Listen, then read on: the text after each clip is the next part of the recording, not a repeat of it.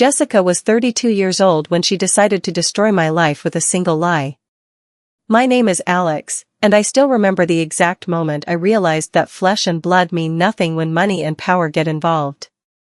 She had always been the favorite, the one who knew how to cry on cue, how to twist every situation into sympathy, how to appear helpless while quietly pulling every string in the room. I never thought she would go this far. But I was wrong. She did not just ruin my name, she tried to bury me alive for something I never even thought of doing. All because our father was dying, and she could not risk me getting my share of the inheritance. It all started during a family feast in Charlotte, North Carolina. Our father had been moved to hospice care earlier that week. His condition was getting worse, and even though we were heartbroken, we all knew what came next: lawyers, wills, signatures, and cold calculations. That night, everyone had gathered at our parents' house for what was supposed to be a quiet evening. Jessica showed up wearing this long blue dress, holding hands with her husband, David, acting like nothing was wrong. She made a toast to our father, her voice cracking as she pretended to fight back tears. She raised her glass, smiled sweetly, and then, in front of everyone, our aunts, uncles, cousins, my mother, even the hospice nurse, she said it. She said she was pregnant. But not by her husband. No. She looked right at me and said the baby was mine. The silence was like a knife to the chest. Then came the gasps. The wine glass slipped from my aunt's hand and shattered. My mother covered her mouth. David's face went pale, then red, then something like murderous rage. I stood there frozen, stunned into disbelief, and said she was lying, she was making it all up, but no one cared. No one asked for details. No one demanded proof. They just looked at me like I was a monster because she was a woman, smaller, quieter, and I was the stronger man. They convinced themselves that strength equaled guilt. That I must have done something, that she was too weak to lie about something like that. I begged them to stop, but it was like screaming into a hurricane. A minute later, David grabbed my arm like he had been waiting for an excuse to hit me, and dragged me outside. He shoved me into the back seat of his truck and drove me straight to the police station in downtown Charlotte. He stormed inside and filed a report so dramatic that you would think I was a serial criminal. I sat there for hours, answering questions about things that never happened. I explained. I cried. I swore on everything that mattered. But Jessica had made the first move. And when you are a man being accused by your own sister of something like that, the truth is not the first thing people care about. They released me the next afternoon. There was no evidence. No text. No messages. No medical confirmation. Nothing. The accusations fell apart, and I was technically free. But that kind of accusation follows you, stains you, crawls under your skin and lives there. And worst of all, I knew why she did it. Because my father was dying, and his estate, 2 houses, one near South Park and another in Asheville, a few investments, some old cars, and more than one life insurance policy, was supposed to be split between us. 50-50. And Jessica could not stomach the idea of sharing anything with me. She wanted me gone.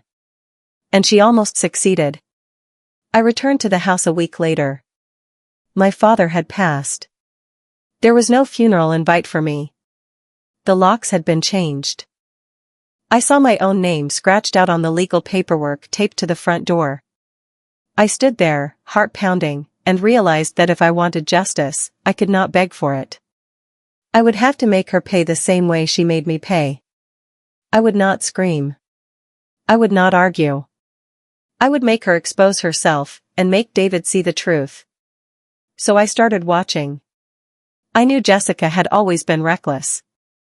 For someone who pretended to be so proper and well-mannered, she had a long history of covering up her messes. The only difference was now she thought she had won. She thought I was out of the way.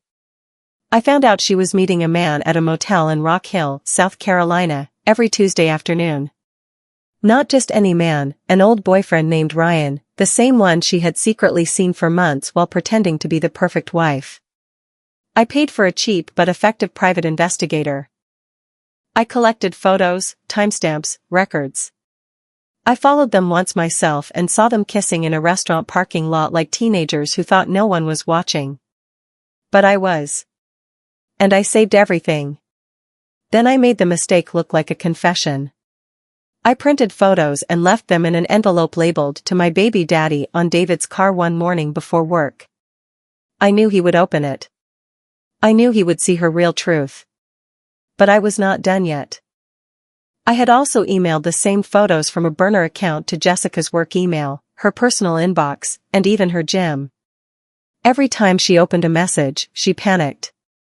She started screaming at people on the phone. I knew because I had bugged her car. I heard it all. Then I made the final move.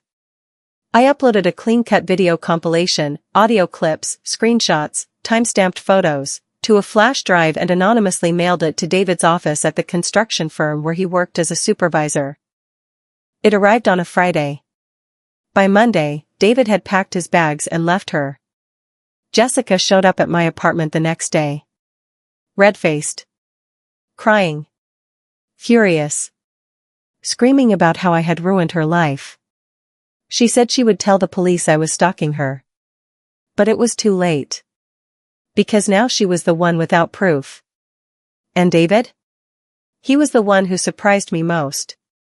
2 weeks after the divorce papers were filed, he called me.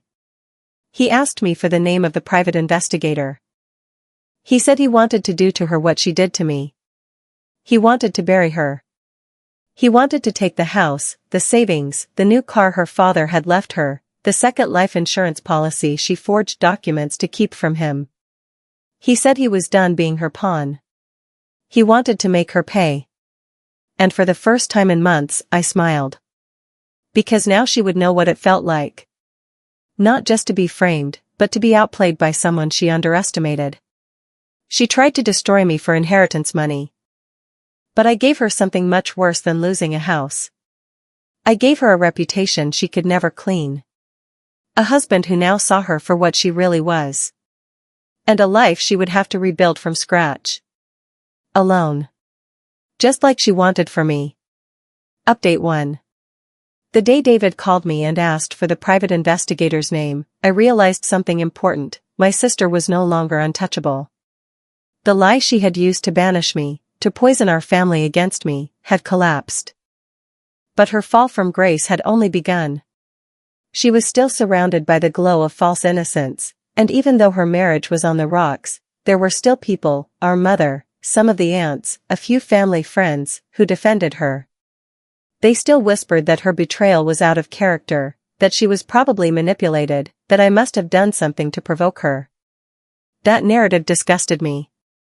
She had smeared my name with one sentence, had stood in a room full of our relatives and accused me of something monstrous, and they had believed it without question. I knew then that simply getting even was not enough. I needed her to experience the same precise cruelty, the sense of helplessness, the confusion, the denial that no one would believe. I needed her to live inside the same nightmare she had trapped me in. And I would make sure she could not talk her way out of it. The plan began with an Instagram clone. I created a duplicate account that looked almost identical to Jessica's real one, same profile picture, same bio, same recent photos. I knew how she wrote, what emojis she used, how she captioned her brunch and gym photos, how she posted about her job, her fake charity runs, her overpriced lattes. I mirrored everything, down to the most ridiculous hashtags she used to make herself look wholesome. I posted a few backdated photos using a photo editor to adjust timestamps and geotags, then set the account to private. But I made sure the page had just enough visibility to be linked to something personal, something suspicious. Then came the fake messages. I used another burner account, this time designed to look like it belonged to a man named Chase, a name I chose on purpose because she had once mentioned an ex-fling from high school by that name. I crafted a long chain of messages between Jessica and Chase, texts full of emotional cheating, thinly veiled desire, references to meetings in parking lots, late-night phone calls, and one damning message where she said she could not wait to tell David the baby was his, even though it was not. The beauty was in the vagueness. I did not include anything outright illegal. Just enough implication. Just enough chaos. Once the messages were in place, I took screenshots of the fake Instagram account and the Chase message thread. I printed them out using my home printer, clean, crisp, unmarked. Then I wrote a cover letter in basic Times New Roman font, and signed, as if someone close to her had finally grown a conscience. I placed everything into a black folder and left it on my parents' kitchen counter during a brief visit when I knew they would be out for groceries. Then I did the same thing digitally. I packaged the screenshots and sent them to David via Messenger using a throwaway account with a blank profile picture. I said nothing. I let the images speak. The reaction was nuclear. My phone blew up that evening. Missed calls from my mother. 2 voicemails from my aunt. Then silence. A vacuum of communication that I recognized too well. It was the same silence I had been thrown into when Jessica first accused me. That empty, echoing quiet where judgment formed without evidence. And I smiled. Because now it was her turn. David, predictably, went straight to confrontation. He did not hesitate. The messages, the screenshots, the implication that she had been sleeping with someone named Chase and passing off the baby as David's, it all set him off. But this time, Jessica had no idea what was happening. She had not faked anything. She had not written any messages. She had never heard of the Instagram clone or seen those messages before. But David was livid. He stormed out. He drove to our parents' house. He threw the folder on the dining room table and demanded an explanation. Jessica showed up hours later, red-eyed, breathless, panicking, trying to convince everyone she had been framed. That she had never spoken to anyone named Chase. That she had no second Instagram. But it was useless. No one wanted to listen. Her tears meant nothing now. My mother looked at her the same way she had looked at me a month earlier, with cautious distance, with that quiet horror of a parent unsure whether their child had turned into something unrecognizable. And I watched it all unfold from a distance. I did not speak. I did not gloat. I let the illusion burn itself. She tried to prove it was fake. She showed them her real account. She even pulled up her DMs in front of them. But the damage was done. The idea had already infected everyone's minds. If she could lie once, she could lie again. If she could accuse someone so viciously and so falsely, then who was to say this was not her karma circling back? My uncle said as much right in front of her. My cousin called her unstable. My mother whispered that she needed help. It all piled up.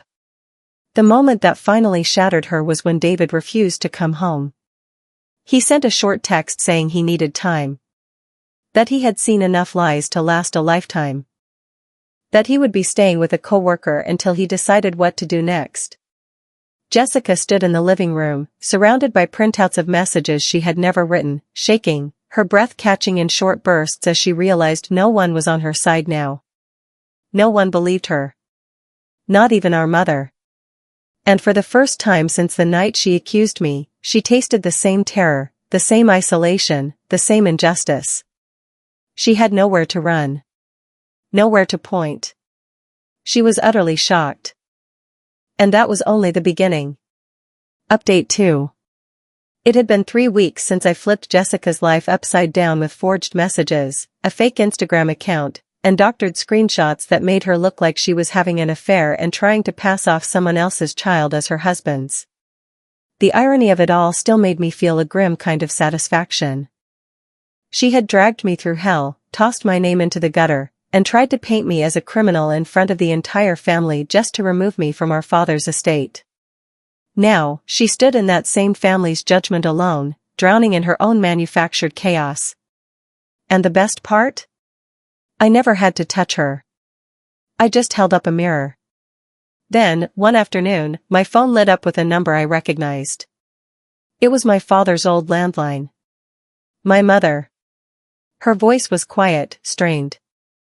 She said they wanted to see me. Not just her, my father's absence still felt like a silence no one in the house could fill, but Jessica and David would be there too. She said it was time to clear the air. My first instinct was to hang up. But then I realized something. This was the final piece. The moment where the whole performance would finally collapse in front of an audience that once had no trouble casting me out. So I went. The house looked the same, but the air inside had shifted. The living room, once filled with family photos and holiday gatherings, felt colder. The blinds were drawn halfway. My mother sat stiff on the couch, clutching a tissue like it was a weapon. Jessica was already there, standing near the fireplace, arms crossed, her face pale, mascara smudged just enough to hint at sleepless nights. David sat beside the dining room table, phone in hand, not even looking up when I walked in. My mother gestured for me to sit. I did not.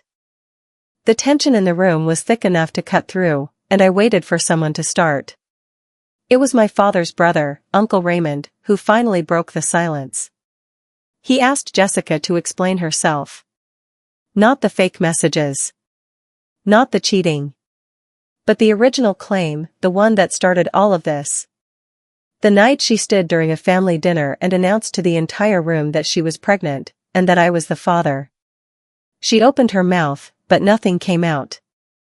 Her throat caught on the truth, like it was poison she could no longer keep down.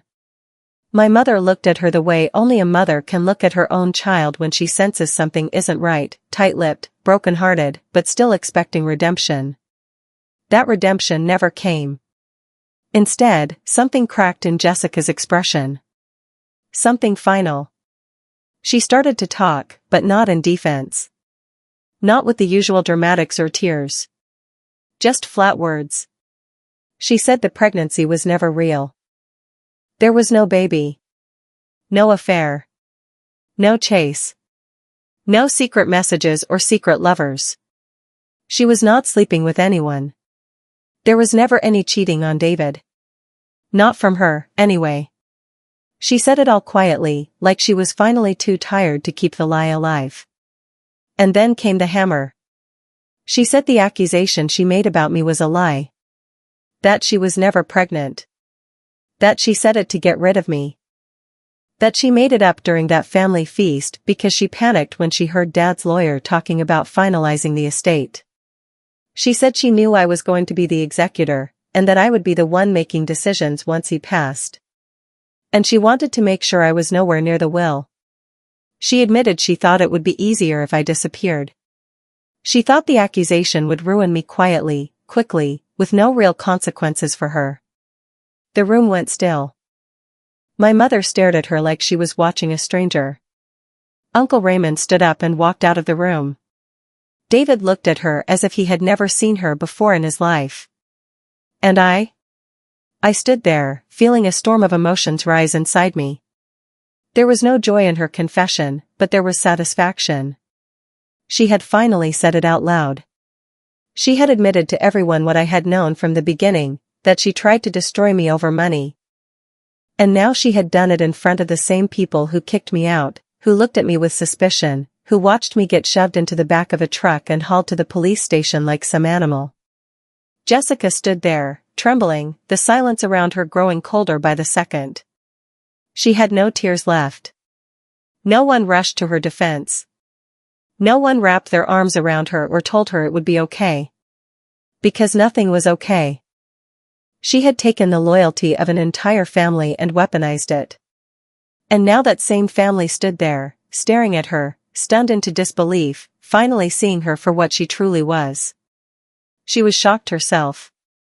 Not just because of what she had confessed, but because it did not save her. It did not restore anything. No one ran to comfort her. No one said they understood. Because they didn't. Because how do you understand someone faking a pregnancy and accusing her own brother just to chase inheritance money? You do not. She had ripped apart the family, and now the only thing left was the truth sitting in the room like an open wound. Update 3. Jessica thought that her confession would be the end of it. That by finally admitting the truth, that she had lied about being pregnant, that she had invented the entire accusation against me to get rid of me and secure a bigger piece of our father's estate, everyone would just move on. She assumed that the family would be relieved to hear it from her own mouth, that they would sigh and tell her it was a mistake, an error in judgment, that they would comfort her and chalk it up to grief and pressure and fear. But Jessica had built her whole world on manipulation. She had used our parents' trust like a credit card she never expected to pay off.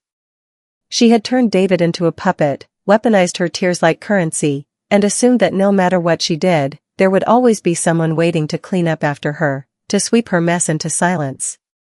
She thought wrong.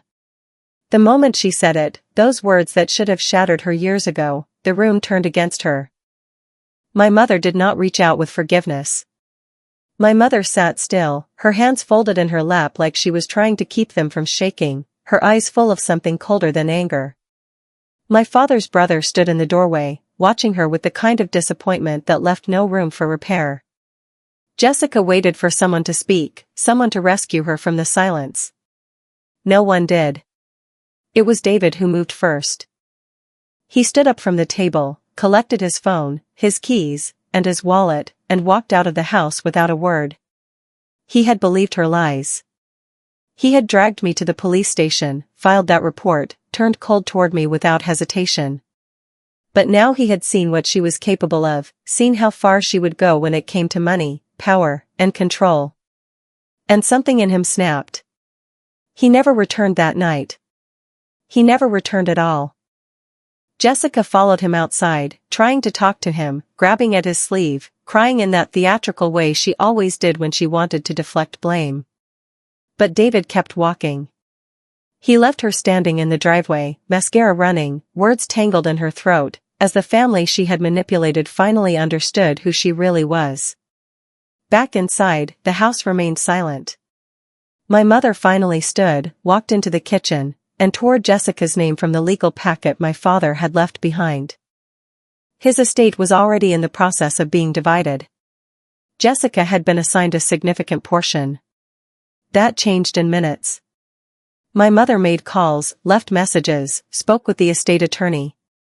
She told me later that night, her voice firm and final, that Jessica was to receive nothing. Not the South Park house. Not the Asheville cabin. Not the antique car in the garage. Not the stocks. Not the life insurance. Nothing. She was being cut out entirely, both legally and emotionally. Jessica stayed with a friend for a few days after David officially left her. She tried reaching out to me, to my mother, to the family group chat, even to David's sister. No one answered. Screenshots of her desperate messages made their way back to me. She begged for understanding. She said she had made a mistake. She said she was scared. She said she was acting out of grief, that she was lost after Dad died. But it was all noise. Everyone had seen too much, heard too much, felt too much. This was not grief. This was design. She did not make one mistake.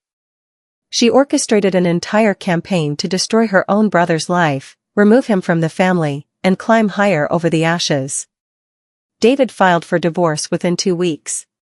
He changed the locks on their house, froze their joint accounts, and took her name off the insurance policies. He told his lawyer that he had no interest in negotiating. He wanted her gone. When her lawyer tried to argue for emotional distress and financial support, David's attorney dropped the screenshots, the fake messages, the confession, the statement she had made in front of half the family. Her credibility collapsed. The judge granted the divorce with minimal delays. Jessica walked away with nothing but her name on a stack of court documents. As for me, I stayed quiet. I did not gloat. I did not send any messages. I did not post anything on social media or return her calls. I focused on sorting out the estate, transferring the property deeds into my name, closing the accounts, dealing with the attorney. I did everything she had tried to stop me from doing. And I did it without the stain of guilt she tried to paint on me. My conscience was clean. My name was intact. My inheritance remained untouched by her lies. Jessica moved out of state not long after the divorce was finalized. Rumor was she took a job in a small town outside of Atlanta, working as an assistant in some underfunded clinic, sleeping on a coworker's couch. Her Instagram went dark. Her old friends stopped mentioning her. Her name disappeared from the conversations that once celebrated her promotions, her curated life, her clean, crisp image of success. She became the kind of story people only whispered about, tragic, strange, and quietly shameful. And me? I kept what was mine. Not just the houses or the accounts, not just the paperwork or the passwords. I kept my integrity. I kept the peace she tried to destroy. I kept the trust of the people who finally opened their eyes. I lost nothing. She lost everything. In the end, she wanted to erase me from the family to claim more for herself. But her lie became her exile. Her greed became her punishment. And I walked out of it all not just with my name, but with the knowledge that I had outplayed her at her own game, and she had handed me the victory herself.